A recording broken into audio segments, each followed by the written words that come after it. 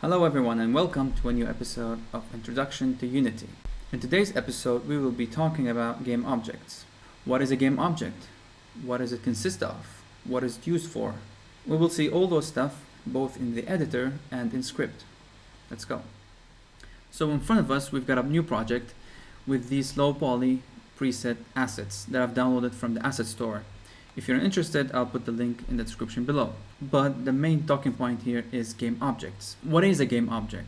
The game object is simply any object in your Unity. It could be a floor, a piece of log, a plant, the mushroom, the mountain, etc. Even the characters. Anything inside your Unity project is boiled down to a game object.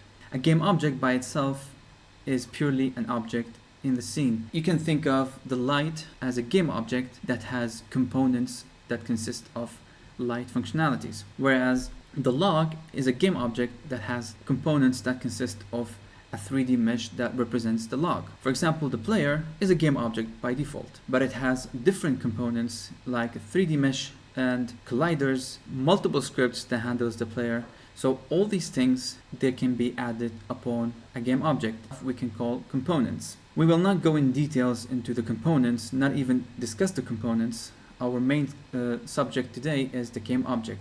But I just wanted to put it out there that a game object by itself, a bare object inside Unity that you can add to it stuff that can enhance its functionality and add more stuff that can be represented in the scene. To start, I'm going to go ahead and right click in here and create empty. This will create a default game object named game object.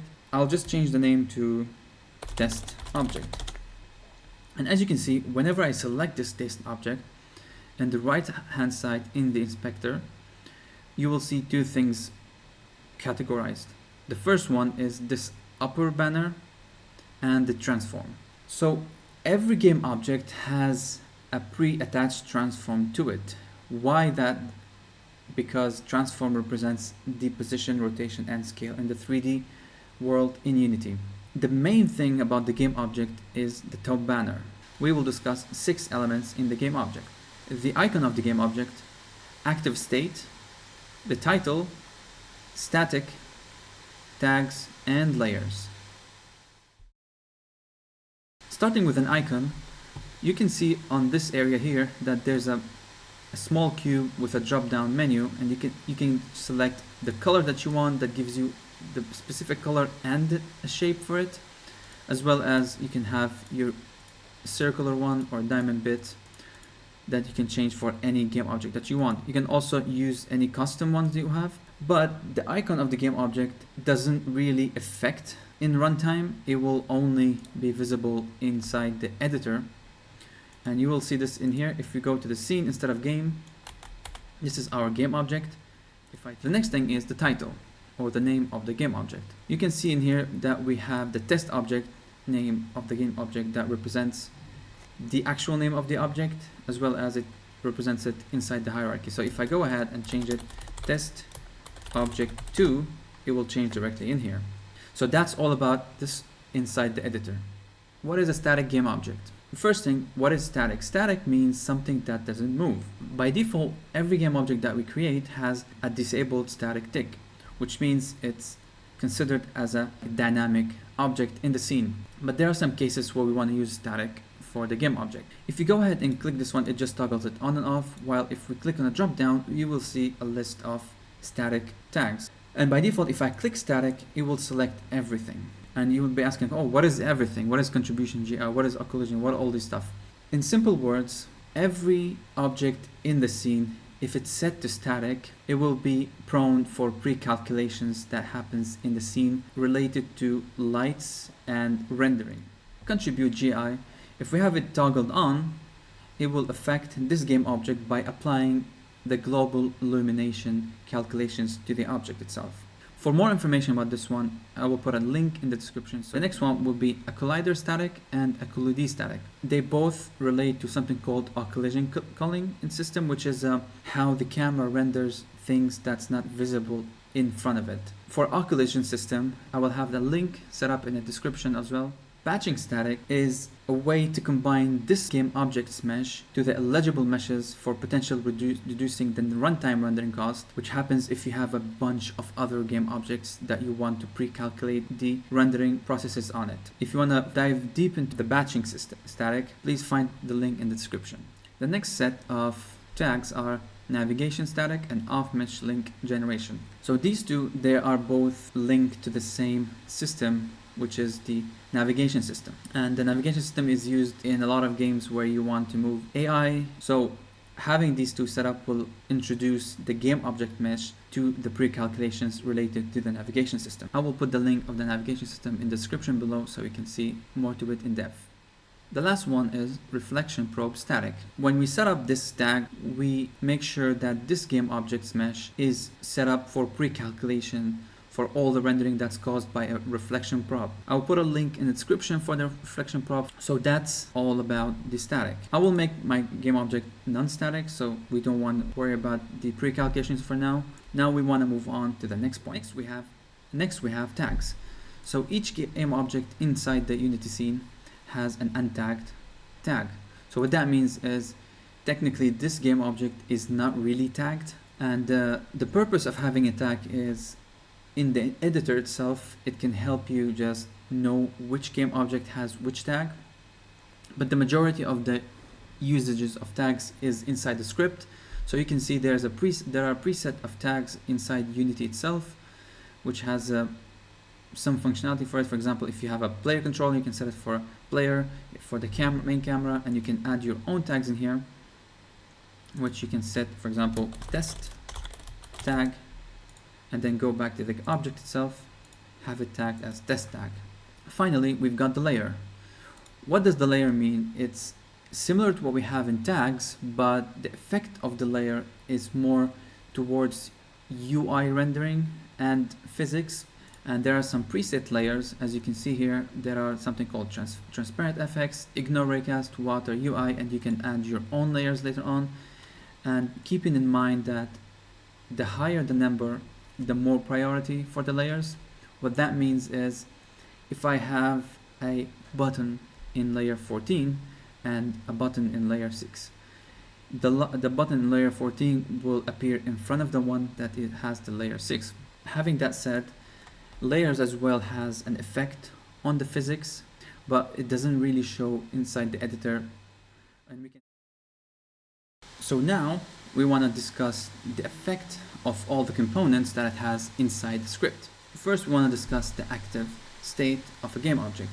Simply, this means if I want this GameObject to be active or not. In front of me, I have a character that has this GameObject settings. Let's ignore these stuff, and you can see it has the name player and it has the tick set up to enabled. So if I go ahead and disable this one, you'll see that the GameObject has gone. Going back to the editor scene in here, this is our GameObject, so just to have a more clear view of the whole character. So having this disabled and enabled will toggle it inside the editor itself. I've got a script in here that will demonstrate to us what is active state and how can we use it inside our scripts. As you can see in the scripts in here, we have a reference for a GameObject and one feedback by calling the button 1. So what happens in here, each GameObject has two active state flags. The first one is called active self, and the second one is called active in the hierarchy. Active self represents the tick of the active state of the GameObject. If we have that tick enabled, it will always be true. If we have disabled, it will always be false. While active in hierarchy, as long as we have the GameObject as inactive in the scene, it will display as false, where otherwise it will display as true. This also applies to the same tick itself. If I click the button 1, it will display both states for me, the active stuff and the active in the hierarchy. So let's go see this in a scene. As you can see right now, we've got our player with a true active state. So it is enabled. And it is also inside another GameObject as put as the parent. To demonstrate this one, we'll go ahead and play the scene.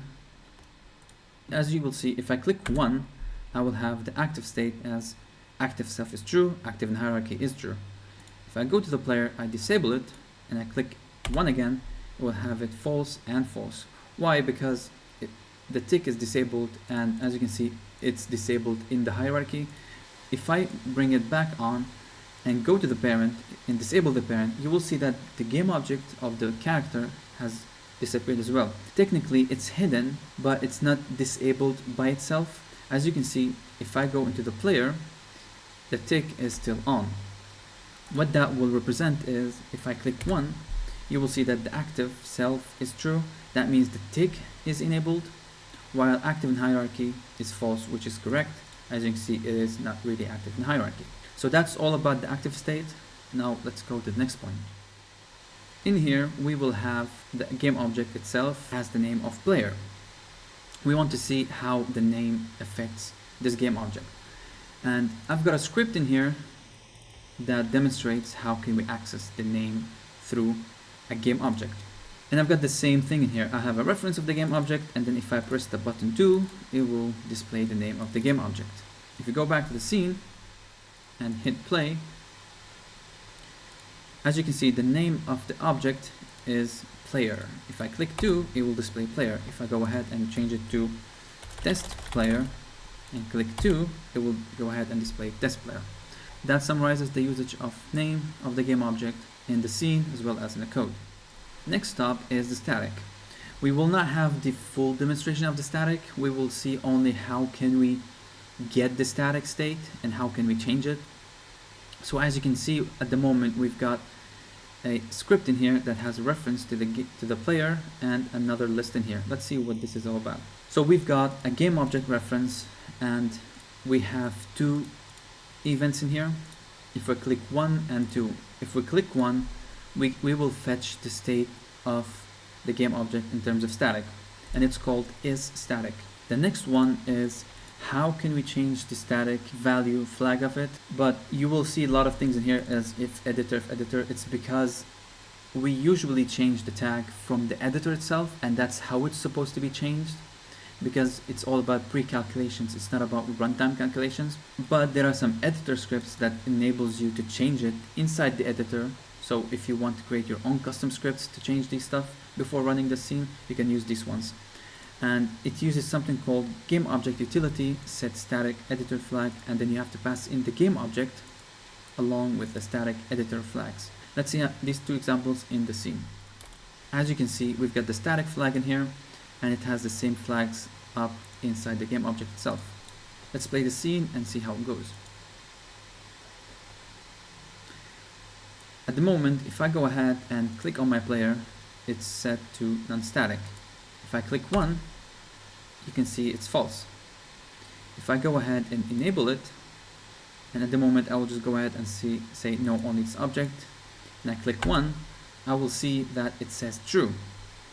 So that shows us how can we fetch the isStatic and display it. The other one is, if I want to go ahead and change the static flags of the player, I can do it in runtime, but again, that's not a good thing to do. It's just for me at the moment to demonstrate it for you guys. If I go ahead and choose these flags and open my player, you'll see it's false. If I click 2, it will become ticked with the dash. That means it's ticked, but not everything is selected, and you will see it selects exactly what we want. So that's all about the static. Let's see what we have next. The next bit is tags. When it comes to tags, we will look at getting the tag of the current game object and then comparing it to a given tag, and the 2 other ones, which is 3 and 4, will be searching the scene for a game object with a specific tag, and then searching the scene with a game objects, which is a list of game object with a specific tag. So if I open the script, I will see that it's quite simple. It has a reference to game object, and the first event is by clicking 1, and it will display the tag of the game object, and it's set to tag. The next bit is if we want to compare the game object's tag to a specific string, what we do is call compare tag and pass in the string that we want. We'll go ahead at the moment and check for player in all the states. And the third one is we want to look or find GameObject with a specific tab, and we're talking about a singular one here. And it is simply as GameObject find with tag, and then you give in the string. And the last one is similar to the previous one, but it gives you a list of objects with the same giving tag. Let's see how it goes in the scene. If I go ahead and play the scene, we want to go and try the first trigger, which is 1. If I click 1, it will give me player, which is correct because our tag is set to player. If I go ahead and change it to finish and I click, it gives me finish, which is good. The next bit is I want to make sure that this GameObject has the player tag. If I click 2, you will see it's gonna give true. But if I go ahead and change it to, for example, main camera, and click 2, it will give false. Having that said, let's bring this back to player. Now we want to go and do the third event, which is find the GameObject with the tag player. Let's clear this one here. If I click 3, I only have one player in here. So yeah, it says true, you find this player. But if I go ahead and disable it and click it again, it will show you as false because there is no active GameObject with the tag player. Even if I enable it again and change the tag, I will still get a false because I've changed the tag to something other than player. So let's bring it back to player and see what is the fourth one. The fourth one is bring me all the GameObjects that have the tag player. So if I click 4, it's going to give me a number 1, which means we have only one object of the tag player. So if I go ahead and duplicate this one and just to have it more visually representative, I go ahead and put 3 players in here. If I click 4, technically I will should get number 3, and that's exactly what happens. We've got 1, 2, and 3 GameObjects with the tag player. So that's all about the tags inside. The last thing is the layer, and you will see in here, if I go ahead and check my GameObject, I will see that they have multiple layers in here. And in this testing, we will see how to fetch the layer. If I go back to my script, as we can see, we have a reference of a GameObject, and when we press 1, we will get the layer value of that GameObject. Let's see how it goes. So we started the scene. If I click 1, it's going to give me 0. Why we get 0? If we go to the player, we'll see that it's set to default. If I change it to player and say only this object and click 1 again, it's going to give me 5. It's because each layer has an index number, and at the moment we will not see a lot of work at the layer because it's going to be too complex to do it at the moment, and it's linked to other components like physics and collision as well as rendering. So we will stick to getting the value at the moment, and in other episodes we will see the other implementations. So that was it. That's the GameObject and its all details. In brief, of course, I've put a link in the description, more like links in the description for all the stuff that we discussed. Also, there's a link for the reference of the scripting inside there if you want to dive more into what does the reference inside the script of GameObject has and its all functionalities. So that's all for me today. I hope you enjoyed this and learned something. I'll see you in the next one. Bye bye.